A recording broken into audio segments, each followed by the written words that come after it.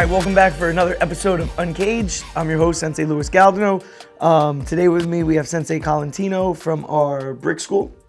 Sensei Colantino, how long have you been with the organization? About 28 years. So how long have you been an instructor with the organization? Probably about 24 of those years. Okay. Yeah, it took me about 4 years to become a black belt and an instructor and stuff. And you were teaching in the East Brunswick location? Yeah, that's where I started, doing like private lessons and trial classes and stuff like that. Right. And then actually moved to a few different schools after that. They needed me in the Watchung school. I was in the Nanuet school for a while, and then I really settled into Rego Park for about 2.5 years until I became a sensei and got my own school. So you're the head instructor there. We have one of your students here joining us today. I mean, she's going to tell a little bit of her story, but why did you think it was a good idea to bring her in and have her talk about her training? Well, she just has an incredible story of dealing with adversity and stuff like that, and then she attributes the school and the discipline and the atmosphere and the mental part of it to have been a big part of getting her through all of that. So I don't want to tell everything. I want her to tell her. But, So basically, her martial arts journey is just a good story, and you thought it'd be great for the show. Yeah, absolutely. All right, and let's bring her in. Awesome.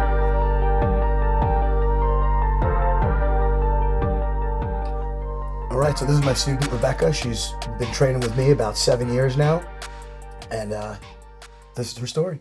Thank you.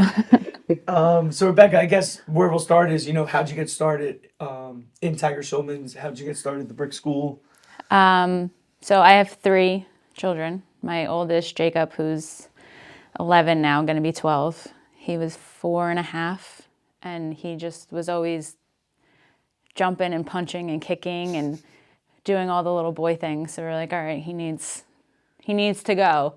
And it was just, we passed it and we were like, oh, let's stop in there. And we signed him up and that was it. And then it was a Mother's Day class that I signed up for with Jacob's little friend and his mom. And after that, I didn't leave. Hooked. Yeah. So it started with your son. Yeah. You came in for the Mother's Day class. You did the class, loved it. Yep. And then ever since then, you started training. Yeah. And that was 7 or 8 years ago. Yeah, 2016. Okay. And Sensei had mentioned, that your martial arts training helped you in your everyday life. Yeah. What are some of the obstacles that you've had to overcome?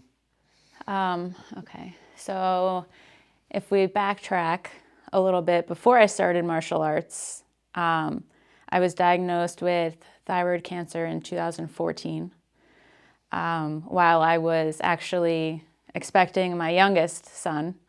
So we had surgeries and treatments set up, and in those pre-op appointments, they were like, you can't do any of these because you're having a baby. Right. And I was like, okay. And we went to the doctor, and they were like, yep, you got another one coming. And I said, okay. What does that mean for my treatments? And they said, well, you have 2 options. You can end the pregnancy and do your treatments, or you can roll the dice and wait. So I said, okay, we're going to roll the dice. And just waited it out. Went through the treatments after I had my son, and I had a lot of complications after. Just your body, they took out my thyroid, your body loses a lot of its normal functions. And when I started training, I started noticing a lot of those complications disappearing. And they had me on tons of medications, and just because your body needs these things. And Right. In reality, my body just needed physical activity and some discipline to be eating the right things and moving, and had to have a better state of mind. And that really helped in that part. And unfortunately, when they take your thyroid out, it kind of messes with your mental health.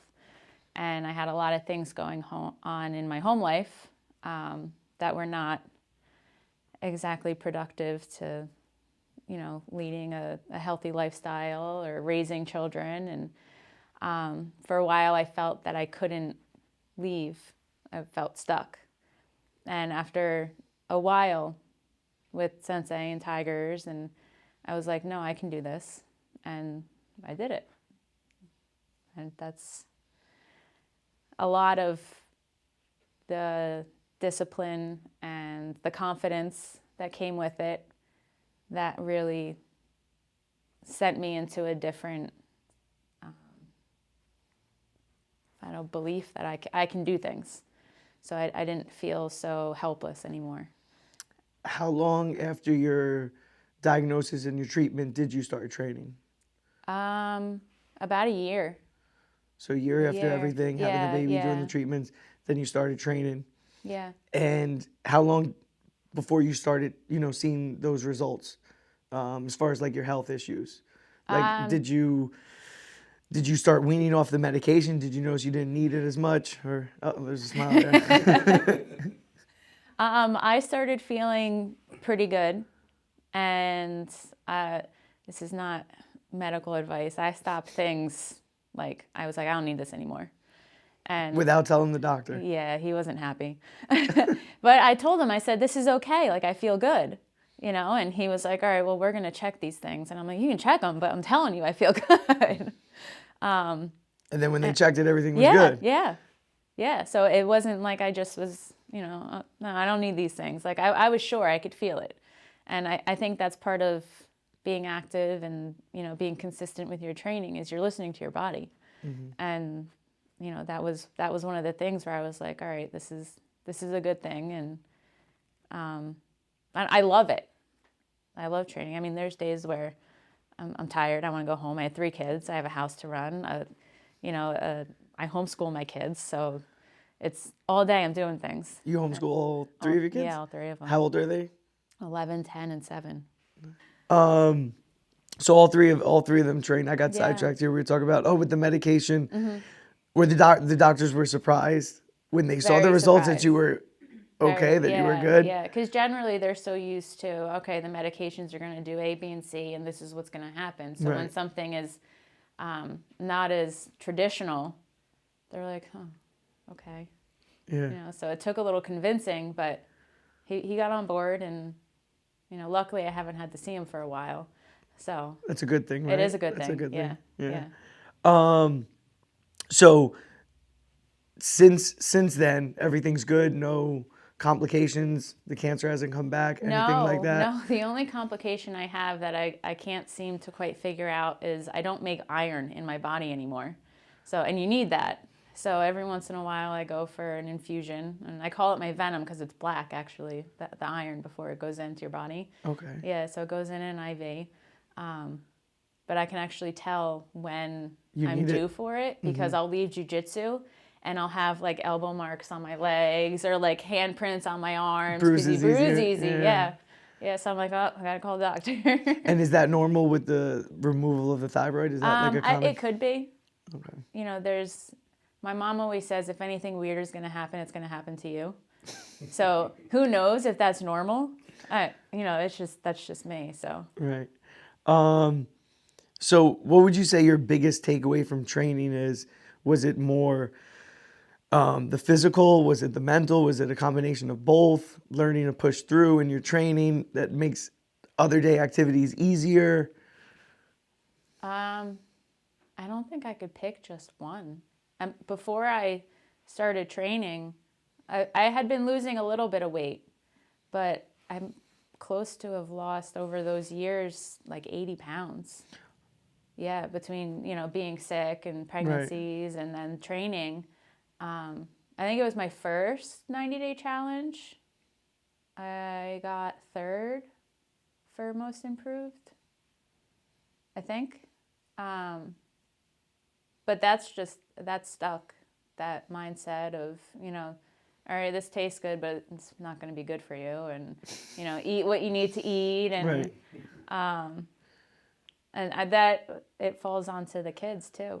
My kids love vegetables and fruits, and I never have to fight with them to eat, healthy stuff. And My daughter just downloaded an app and she's running around and, you know, scanning food and stuff. And she's like, this isn't good for you. And this isn't, this Fiji water is better than the Poland Spring. And I'm like, Ellie, just drink the water, you know?